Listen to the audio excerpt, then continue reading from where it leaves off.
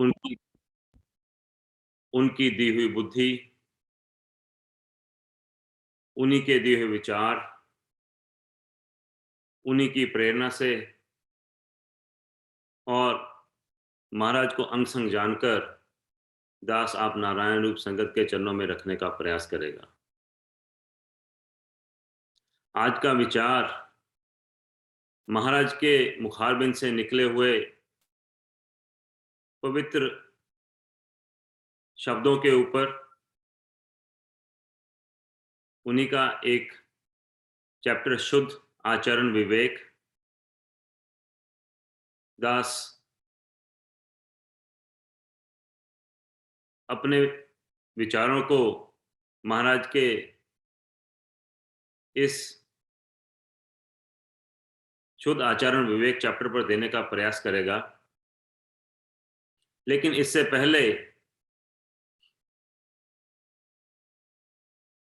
मैं अपने आप को, खास तौर पर सिर्फ अपने ही आप को यह याद दिलाना चाहता हूं कि यह वचन जो दास अभी पढ़ेगा, ये उस ब्रह्मलीन सत्पुरुष महात्मा मंगत राम जी के हैं, जिनकी भूख और प्यास पर पूर्ण विजय थी, जिनकी निद्रा पर पूर्ण विजय थी, जिनकी पूरे के पूरे 5 विकारों पर उनकी पूर्ण विजय थी। ऐसे ब्राह्मणी सत्पुरुष के मुखारबिंद से निकले हुए शब्दों को मैं बहुत ही सत श्रद्धा से दास आप नारायण रूप संगत के चरणों में रखने का प्रयास करता हूं और आशा करता हूं कि आप भी इसको उतनी ही सत श्रद्धा से सुनने की चेष्टा करेंगे। महाराज कह रहे हैं, अगर कोई अपना कल्याण चाहे तो सबसे पहले अपना आचरण पवित्र करे, यानी स्वार्थ जीवन में पवित्रता प्राप्त करे। बगैर स्वार्थ शुद्धि के परमार्थ निर्वास पद प्राप्त होना कठिन है।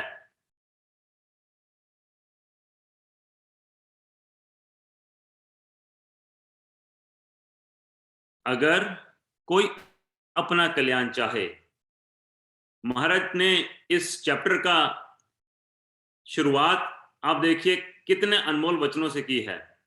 अगर कोई अपना कल्याण चाहे, इसका मतलब इन वचनों के विपरीत मेरा सर्वनाश है।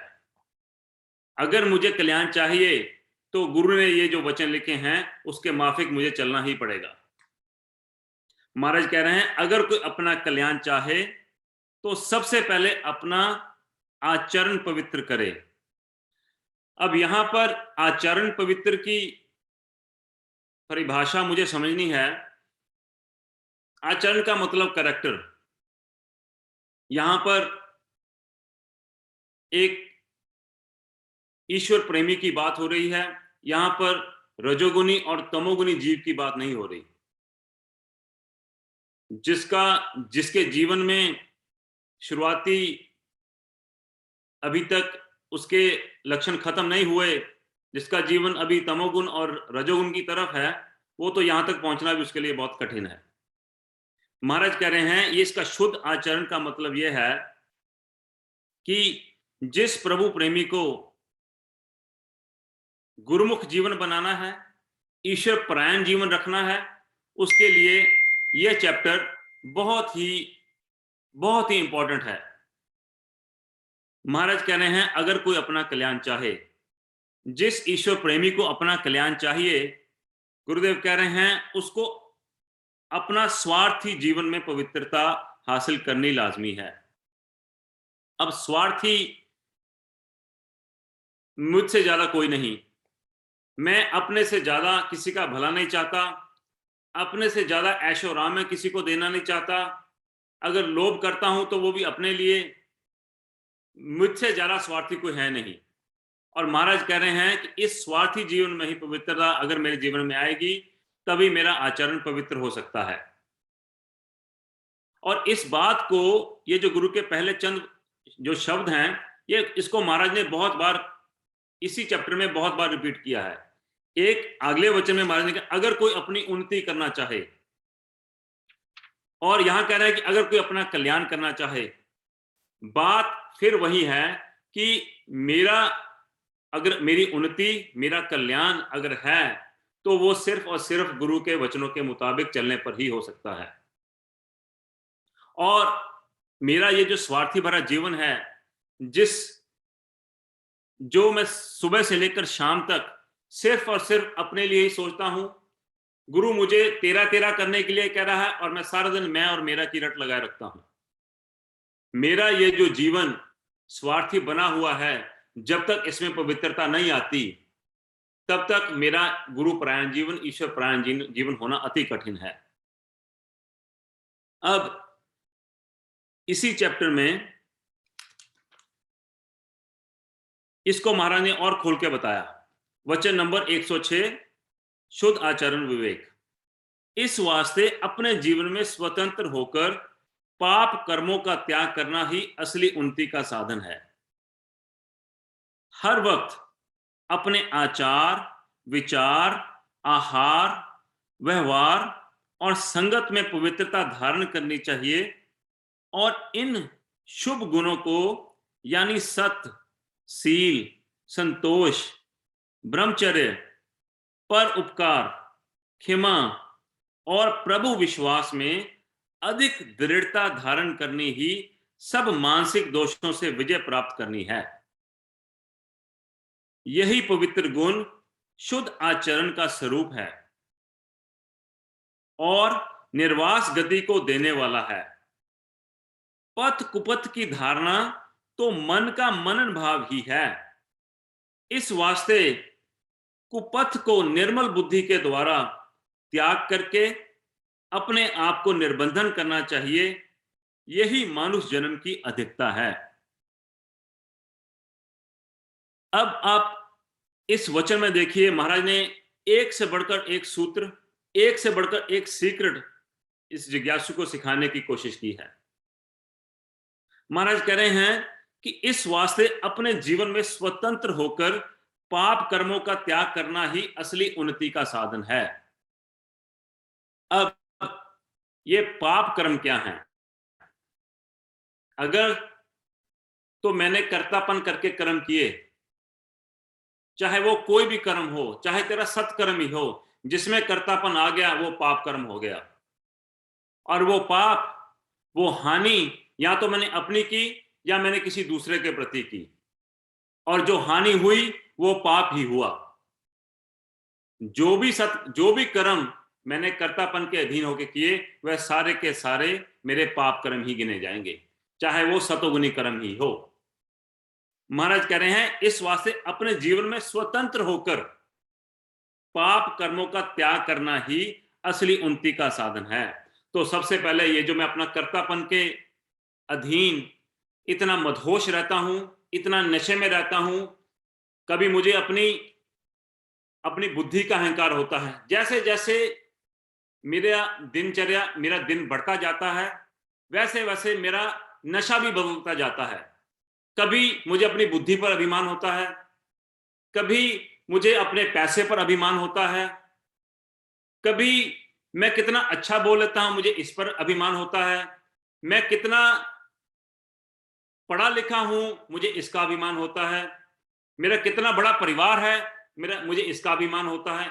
अलग अलग तरह के पाप कर्म मेरे मन में, जैसे जैसे मेरी दिनचर्या बढ़ती जाती है, वैसे वैसे मेरे मन में ये जैसे समुद्र में लहरें उठती हैं, वैसे मैं इन लहरों में सारा दिन मैं गोते खाता रहता हूं।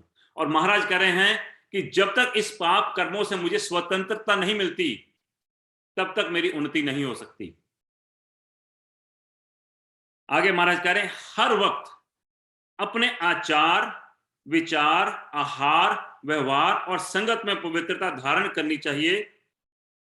अब गुरु ने कहा कि हर वक्त मतलब हर क्षण।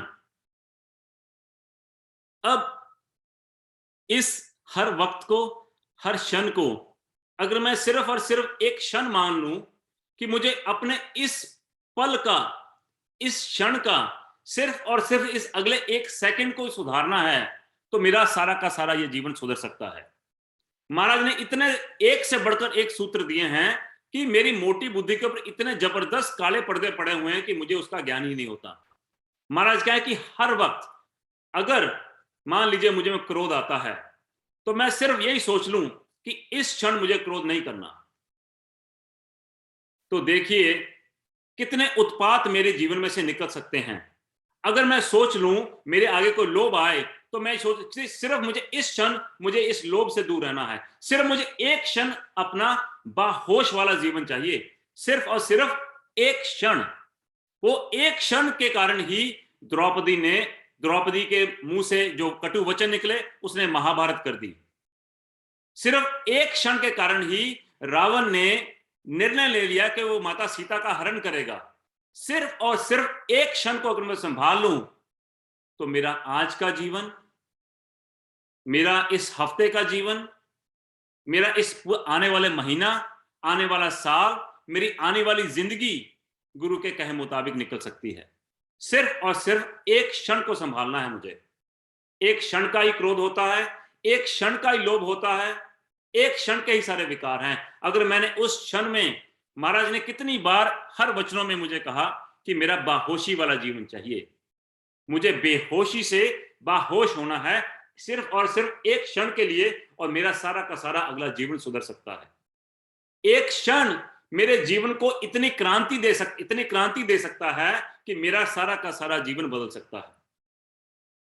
महाराज कह रहे हैं कि हर वक्त अपने आचार विचार, इस क्षण के लिए अगर मेरे मन में कोई मलिन विचार आए और उस क्षण में अगर मेरी बुद्धि में होश बना रहा, तो विचार मुझे वो उस मलिन विचारों से मुझे दूर करके मेरे मन में सत विचार मेरे मन में लाएंगे, फिर मुझे वो ईश्वर की तरफ, मेरा गुरु प्राण जीवन होने की तरफ मुझे फिर वो मोड़ देंगे। महाराज कह रहे हैं हर वक्त अपने आचार विचार आहार व्यवहार और संगत में पवित्रता धारण करनी। अब इस आचार व्यवहार और संगत महाराज ने बहुत बार जोर दिया है। इसी चैप्टर में महाराज ने इन तीनों को और खोल के बताया है। महाराज कह रहे हैं आहार का संयम, यानी वक्त पर जो कुछ भी पवित्र आहार प्राप्त होवे उसको शुद्धा अनुकूल ग्रहण करना। अब मेरी पवित्र आहार के बारे में क्या धारणा है और गुरु क्या मुझे सिखाने की कोशिश कर रहे हैं, मैं अपना इस गुरु के वचनों के ऊपर अपना आंकलन खुद ही कर लूं। महाराज कह रहे हैं आहार का संयम, यानी वक्त पर जो कुछ भी पवित्र आहार प्राप्त होवे उसको शुद्धा अनुकूल ग्रहण करें।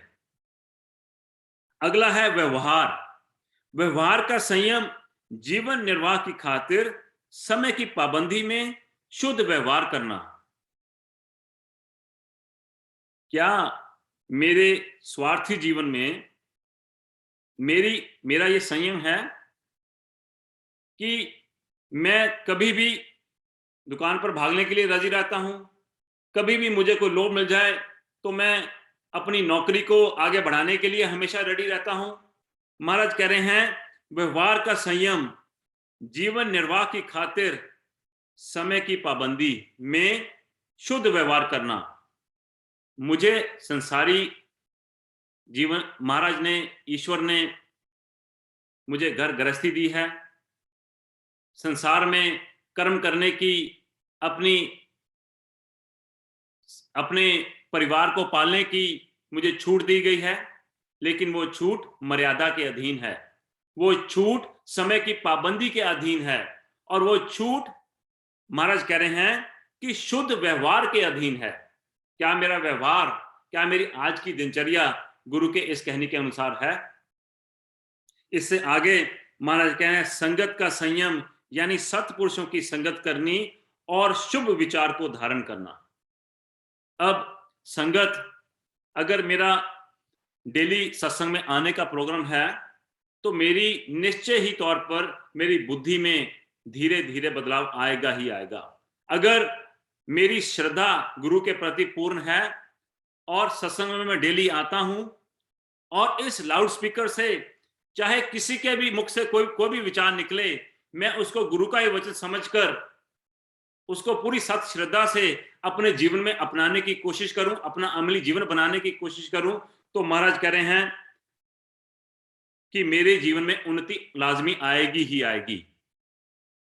संगत का संयम यानी सत्पुरुषों की संगत करनी और शुभ विचार को धारण करना इसलिए लाजमी है। इसके बाद महाराज कह रहे हैं हर वक्त अपने आचार, विचार, आहार, व्यवहार और संगत में पवित्रता धारण करनी चाहिए और इन शुभ गुणों को यानी सत्य, सील, संतोष, ब्रह्मचर्य, पर उपकार, क्षमा और प्रभु विश्वास में अधिक दृढ़ता धारण करनी ही सब मानसिक दोषों से विजय प्राप्त करनी है। अब देखिए, मेरी संसारी बुद्धि है, मैंने आज तक कोई कर्म बिना मेरे आगे गोल रखे बिना नहीं किया। जैसे कुत्ते को हड्डी दिखाओ तो वो दुम हिलाता चला आएगा, मेरा भी बिल्कुल वैसा का वैसा ही हाल है। अगर मैं यही संसारी बुद्धि लेके ईश्वर के रास्ते पर चलने की कोशिश करूं, महाराज मुझे जो यहां पर सिखलाने की कोशिश कर रहे हैं, अगर मेरी बुद्धि में ये गुरु के सूत्र घर कर गए, मेरी बुद्धि में ये बातें अगर घर करनी शुरू हो गई, तो इसका जो परिणाम है वो महाराज ने इस जो बुद्धि की जो प्रकाश की जो ये जो 3 अवस्थाएं बताई हैं, अगर मैं उनको धारण कर लूं तो मेरे जीवन में परम आनंद आ सकता है, जिसको महाराज ने परम आनंद, परम तृप्ति, परम बोध कई वचनों से महाराज ने इसको उच्चारण किया है। महाराज कह रहे हैं कि हर वक्त अपने आचार, व्यवहार और संगत में पवित्रता धारण करनी चाहिए और इन शुभ गुणों को यानी सत्य, शील, संतोष, ब्रह्मचर्य, पर उपकार, क्षमा और प्रभु विश्वास में अधिक दृढ़ता धारण करनी। अब देखिए, क्या एक से बढ़कर एक सूत्र गुरु मुझे बता रहे हैं। पर उपकार, क्या कभी मेरे सामने अगर कोई निर्धन, अगर कोई दीन दुखी मेरे सामने आता है, तो मेरे मन में अगर मेरा कोई बिजनेस है, तो क्या मेरे मन में उस समय उस दीन की, उस गरीब की, क्या मेरे मन में परोपकार की भावना जागृत रहती है, या उस क्षण, उस वक्त मैं फिर अपने 5 विकारों के, लोभ के, जेलसी के, किसी ने इस 5 विकारों में गोते खाता हूं। अब देखिए, मुझे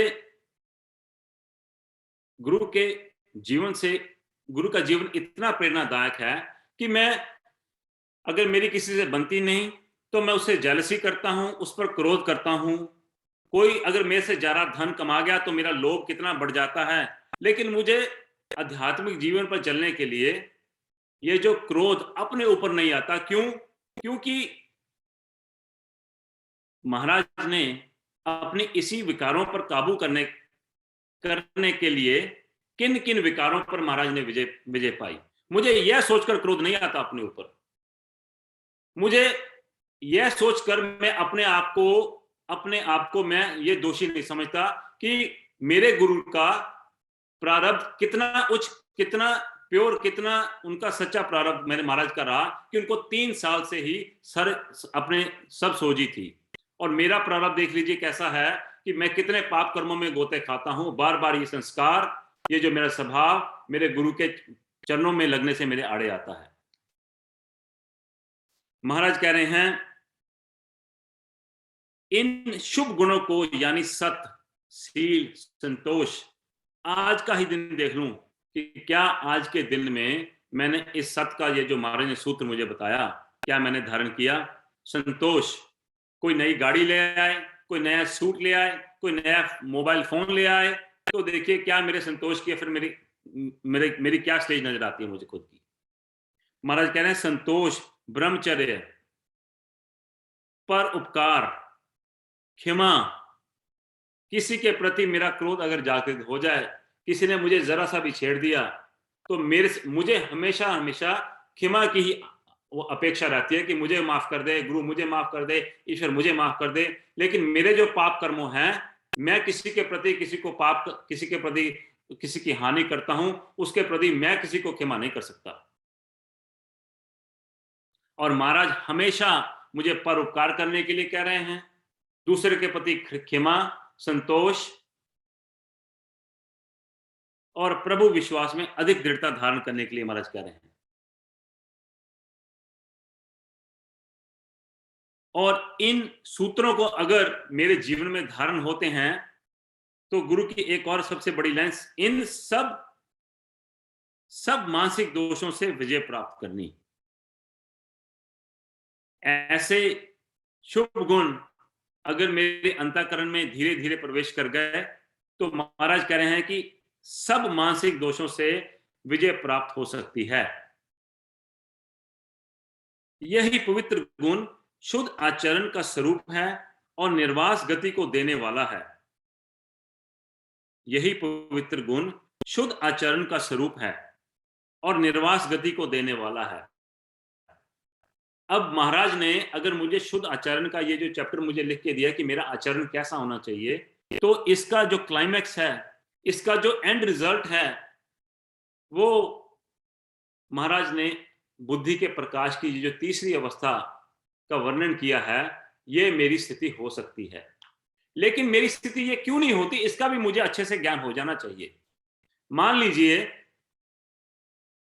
मान लीजिए मैं एक हिमालय पर्वत के सामने खड़ा हूं, इतना विशाल, इतना अच्छा एक कुदरत का नजारा मेरी आंखों के सामने है, और एक छोटा सा कण मेरी आंख में आके पड़ जाता है, और वो छोटे से कण के कारण ये जो कुदरत का इतना भव्य नजारा, इतना आलीशान, इतना खूबसूरत नजारा है, मेरी आंखें बंद हो जाती हैं। तो इतना बड़ा हिमालय पर्वत मेरी आंखों के आगे से ओझल हो जाता है। बस मेरा भी यही हाल है।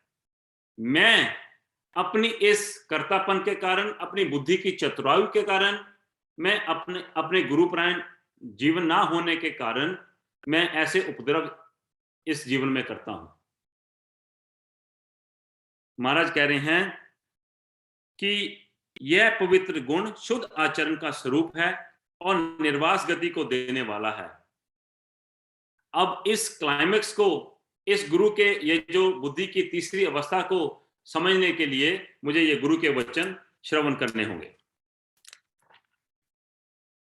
मैंने संसार में गोल तो सारे एक से बढ़कर एक बनाए हैं, लेकिन परमार्थ का गोल सिर्फ मेरा इतना होता है कि सुबह उठ के महामंत्र करूं, आरती करूं, माथा टेकूं, बस मैंने अपने गुरु की खुशामदीद कर ली, गुरु को खुश कर लिया, बस मेरी ये जो है मेरा अध्यात्म बस इसी से पूरा हो गया। जितने बड़े बड़े लक्ष्य मैंने संसार के बनाए, अगर उससे कुछ थोड़ी सी कम एनर्जी में अब इधर अध्यात्म के रास्ते पर ही दे दूं, तो मेरे महाराज मुझे ये बता रहे हैं कि मेरी बुद्धि की जो प्रकाश की तीसरी अवस्था है, ये जो प्रकाश का मतलब, ये जो हमेशा मैं बेहोशी में रहता हूं, मेरे जो होश वाला जीवन अगर मेरा बन जाए, तो मेरी ये बुद्धि अल्टीमेट जो तीसरी प्रकाश की अवस्था है, जो जिस महाराज का मैं चेला बनने की कोशिश करता हूं, जिस ब्राह्मणी सतपुरुष ने वो परम स्थिति गुरु ने प्राप्त की, मुझे वह अवस्था मिल सकती है। लेकिन मैं अपने कर्मों की तरफ जरा नजर मार के देखूं कि सही मायने में पूरी अपना अगर मैं आकलन करूं, तो मैं क्या ऐसे बलिदानी, ऐसे तपीश्वर गुरु के शिष्य कहलाने का भी काबिल हूं? मैं जरा अपने कर्मों की तरफ नजर मार के देखूं, क्या मेरी उम्र है और क्या मेरे कर्म हैं? लेकिन अगर इसके विपरीत मैं गुरुमुख बन जाऊं, मनमुक्ता छोड़ दूं, कर्तापन छोड़ दूं, तो ये बुद्धि के प्रकाश की तीसरी अवस्था का जो महाराज ने वर्णन किया है, इसको मैं हासिल कर सकता हूं। और इसमें एक और महाराज ने बात कही कि इसको मैं सहज ही प्राप्त कर सकता हूं। जिस जीव को गुरु के वचनों के ऊपर श्रद्धा आ जाए, गुरु के प्रति समर्पण आ जाए, जिसकी बुद्धि में निश्चय आ जाए, उसके प्रति यह सहज ही कार्य हो सकता है। जिसको मैंने इतना बड़ा पहाड़ बना रखा है, वो सहज ही हो सकता है, लेकिन उसके लिए गुरु की शर्तें माननी जरूरी है। लेकिन मेरी इस बुद्धि के पर्दा पड़े होने के कारण ये मुझे इतना बड़ा पहाड़ नजर नहीं आता। महाराज कह रहे हैं बुद्धि की, माफ कीजिएगा, तीसरी अवस्था बुद्धि प्रकाश की यह है कि तमाम शरीर विकारों से मन का उपरस हो जाना और बुद्धि का आत्म स्वरूप में स्थित हो जाना और अंतर विखे सत शब्द को प्राप्त कर लेना, हर वक्त ईश्वर आनंद में मखमूर रहना। जरा कल्पना कीजिए, ये जो क्षणिक आनंद के लिए मैं कितना परिश्रम करता हूं, कितने झूठ सच आज तक मैंने ताउम्र अपनी ये क्षणिक आनंद के लिए मैंने लगा दी। और इधर महाराज कह रहे हैं कि अगर तू मेरे वचनों के मुताबिक चलेगा तो कहना कि हर वक्त ईश्वर आनंद में मैं मखमूर रह सकता हूं, हर वक्त ईश्वर आनंद में मखमूर रहना, होना ना होना दोनों भावों में आसक्त ना होना। अगर मेरा कुछ अच्छा हो गया तो मैं कूद के अपनी, मैं ज्यादा कूदू नहीं, अगर कुछ बुरा हो गया तो मैं ज्यादा उछलू नहीं। दोनों ही सिचुएशन में महाराज कह रहे हैं आसक्त ना होना, विशाल बुद्धि को धारण करके एक ईश्वर में हर वक्त लवलीन रहना। बहुत ही एक से बढ़कर एक शब्द महाराज ने यहां लिखे हैं, विशाल बुद्धि। विशाल बुद्धि का मतलब यहां नहीं कि मैं कितना पढ़ा लिखा हूं, कितना इंटेलिजेंस हूं, चाहे मैं नासा में एक साइंटिस्ट ही लग जाऊं, मैं कितना भी मेरे संसारिक मेरी कितनी भी प्रगति हो जाए, विशाल बुद्धि उसी की हो सकती है जिसने अपने 5 विकारों के ऊपर विजय प्राप्त की। विशाल बुद्धि उसी की हो सकती है जो महाराज के इस चैप्टर के मुताबिक जिसकी बुद्धि के प्रकाश की पहली अवस्था आ चुकी है, जिसमें बुद्धि के प्रकाश की दूसरी अवस्था आ चुकी है, अब वो तीसरी अवस्था में प्रवेश हो चुका है, उसकी विशाल बुद्धि। महाराज कह रहे हैं विशाल बुद्धि को धारण करके एक ईश्वर में हर वक्त लवलीन रहना और परम आनंद रस का अंतर विखे पान करना, इस अवस्था को उसी महात्मा ने जाना है। सब संसार की बाजी को उसने जीत लिया है और काल के भय से मुक्त होकर चिरंजीव पद को प्राप्त हुआ है। अब बताइए, उस जीव को जिसने काल के ऊपर विजय कर ली, जिसको मौत का कोई भय नहीं, तो उसको क्या लोभ, क्या उसको मान अभिमान, क्या उसको कैसे उसके 5 विकार थे, जिसकी मौत के ऊपर विजय हो गई, उसके लिए और महाराज कह रहे हैं वह चिरंजीवी पद को प्राप्त हुआ, जिसका मौत से ही भय निकल गया, वह जीव फिर अमर हो गया। यही अवस्था असली शांति की है। अब इस अवस्था में जिस जीव ने प्रवेश किया, इस अवस्था में जिस जीव ने इस अवस्था को जाना, इसका अनुभव किया, उसी को असली शांति का अनुभव हुआ। ये क्षणिक शांति अगर जिसमें मैं सोचता हूं कि मुझे इतना सुख है, अगर मैं गुरु के इस वचनों के मुताबिक चलूं तो जरा कल्पना कीजिए कि मेरी ये जो शांति की स्थिति है, ये हर समय बनी रह सकती है। इसके आगे महाराज कह रहे हैं कि इस अवस्था को प्राप्त करने की खातिर तमाम धर्म कर्म है। जिस गुणी पुरुष ने इस धाम को प्राप्त करने का यत्न धारण नहीं किया, उसने मानुष जन्म को अकार्थ त्याग किया है और संसार से त्रिखत होकर ही गया है। सारा का सारा तप, ज्ञान, योग, धर्म, कर्म, सारा का सारा हर किसी वचन में महाराज मुझे इसी क्लाइमेक्स पर पहुंचने की कोशिश, मुझे समझाने की कोशिश कर रहे हैं। वो स्थिति जो गुरु ने हासिल की, वही स्थिति वो मुझे देना चाहते हैं। दोनों हाथों से वो आनंद उठा रहे हैं, लेकिन मैं क्षणिक सुख के कारण अपने 5 विकारों में हर समय गोते लगाता रहता हूं। और महाराज कह रहे हैं कि जिस जीव ने ऐसी अवस्था को प्राप्त करने का यत्न तक नहीं किया, यत्न तक कि मैं अपनी ख्वाहिशों को पूरा करने में लगा रहता हूं, जब तक मैं अपनी ख्वाहिशों को धक्का मार के पीछे नहीं करता, अपने उस एक क्षण को नहीं संभाल लेता, तो मेरा ये जो मानुष जन्म है वह त्रिखत, मैं यहां से इस संसार से त्रिखत होकर ही जाऊंगा। मेरा मानुष जन्म लेना ही अकार्थ है। फिर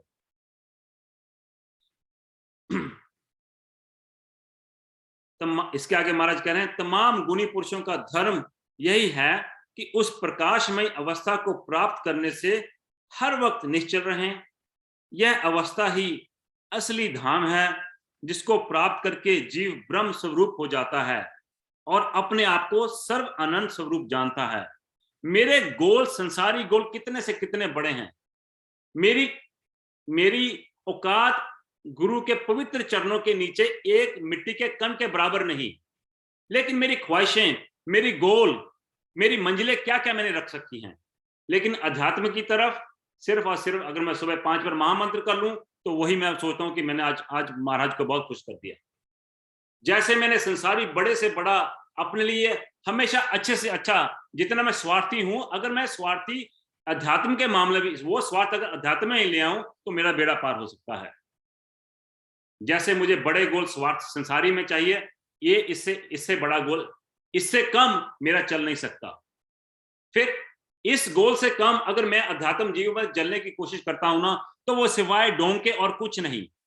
सिर्फ मैं अपने आप को बेवकूफ बनाता हूं और दुनिया को बेवकूफ बनाने की कोशिश करता हूं। इस बुद्धि की तीसरी अवस्था से पहुंचने का अगर मेरा अध्यात्म का गोल है, तो वो सिवाय ढोंग के और कुछ भी नहीं। महाराज कह रहे हैं, जिस पुरुष को यह अवस्था प्राप्त हुई है, उसे ही अवतार जानना चाहिए। देखिए मैं अपनी क्या दुर्दशा कर रहा हूं और गुरु मुझे अवतार बनाने की कोशिश कर रहे हैं। महाराज कह रहे हैं, जिस पुरुष को यह अवस्था प्राप्त हुई है, उसे ही अवतार जानना चाहिए। जब संसार का खेल उसने यथार्थ स्वरूप से जाना और अपने निज स्वरूप में हर वक्त मग्न रहता है, यही परम शांति है। हर वक्त इसकी प्राप्ति की कोशिश करनी चाहिए। इन्हीं वचनों के साथ दास अपनी वाणी को विराम देता है। एक बात कहनी यहां दास को लाजमी लगती है कि ये जो दास के मुंह से ये जो वचन निकले, ये मैंने कहीं ना कहीं सुन रखे हैं, कहीं ना कहीं से पढ़ रखे हैं। इसमें मेरी कोई प्रशंसा नहीं, ये सिर्फ और सिर्फ महाराज के वचन हैं जो उन्होंने विचार दिए, वो संगत के चरणों में दास ने रखने का प्रयत्न किया। अगर इस विचार में दास से कोई गलती हो गई हो, तो नारायण रूप संगत के चरणों में हाथ जोड़कर क्षमा चाहते हैं। ओम